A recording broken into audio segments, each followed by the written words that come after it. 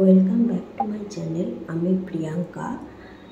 আমি আজকে আবার একটা নতুন রেসিপি নিয়ে এসেছি। চলো লাস্ট অবধি সবাই দেখো কেমন হয়েছে, সবাই আমাকে কমেন্টে জানিও। ভেটকি মাছ নিয়ে নিলাম। তোমরা বাজারে এইভাবে কাটিয়েই আনতে পারবে ভেটকি মাছটা। ময়দা নিয়ে নিয়েছি,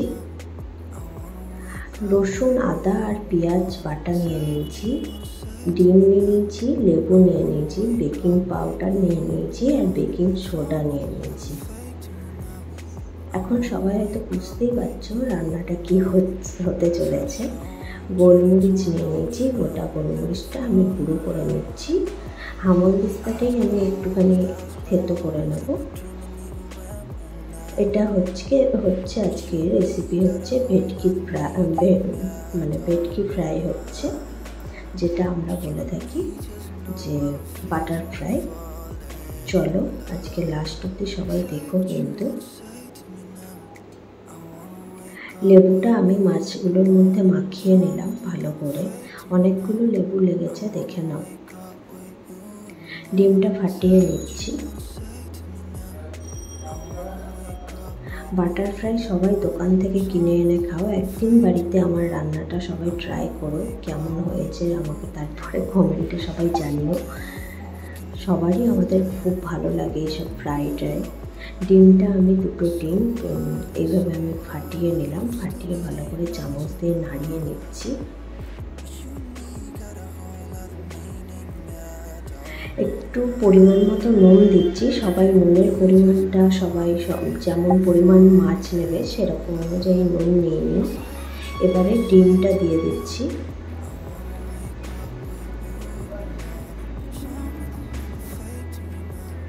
সবাই এটা বাড়িতে কিন্তু করো, আমাকে সবাই জানিও কেমন হয়েছে। মনে হয় খেতে খুব ভালোই লাগবে সবার, যাদের মাছের আইটেম খুব ভালো লাগে।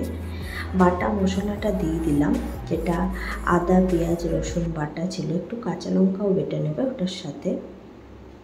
এবারে ভালো করে আমি মাখিয়ে নিচ্ছি। এটা আমি রান্নাটা করেছিলাম আমার জায়ের জন্মদিনের দিনে। গোলমরিচ গুঁড়োটাও দিয়ে দিচ্ছি।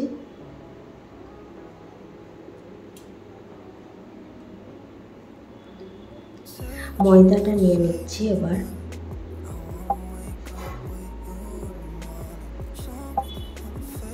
ময়দাটা তোমরা পরিমাণ মতো নেবে, যার যেমন পরিমাণে মাছ নেবে সেরকম অনুযায়ী সব পরিমাণ মতো নেবে।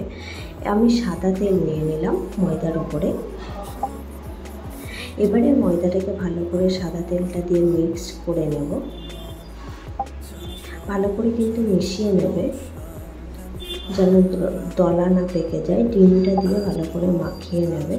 মাছটা আমি ঢাকা দিয়ে রেখে দিয়েছিলাম।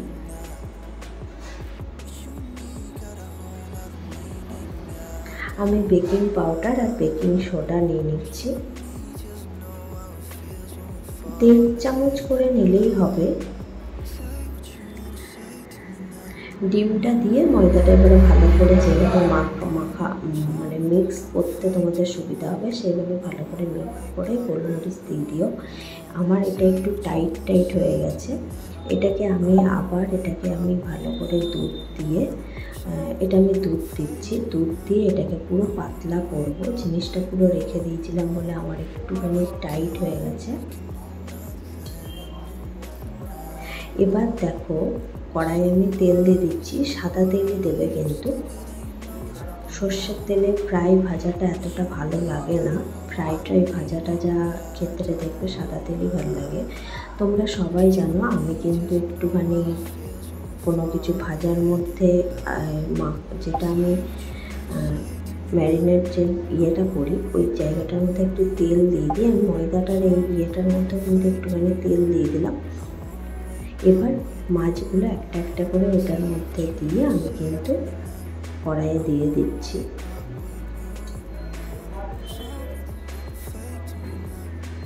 সবাই কিন্তু বাড়িতে ট্রাই করো, আমি সবাইকে বলছি। দেখো একটু লাল লাল হয়ে গেছে, ফুলেছে কত সুন্দরভাবে।